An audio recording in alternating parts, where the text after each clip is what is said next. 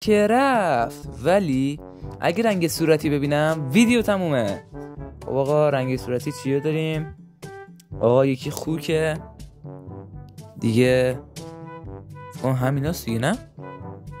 آره فکر کنم همینا باشه. صورتی چیز دیگه ای داریم؟ فکر نکنم چیز زیادی باشه. آقا من میگم همین خوکه داریم فقط دیگه. آره فکر کنم همین خوکو فقط داریم. آقا بزن الان دیگه، فکر کنم فقط خوکو داریم، نه؟ چرا خوکو داریم گفتم. آقا همین دیگه، بریم چوب بکنیم. بودو. آقا هدفمون هم پیدا کردن یه دایمنده. چرا مثلا بعضی میگفتن، بعضی از رفیقام که ویدیو منو میدیدن میگفتن چرا همش میگید چیز زغال.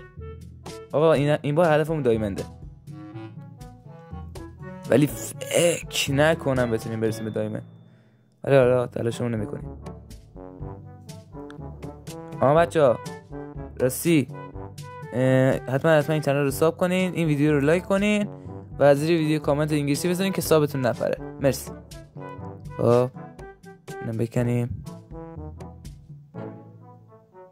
بریم. آقا بس من میام بریم از دیگه هم بکنیم، خسته شدم.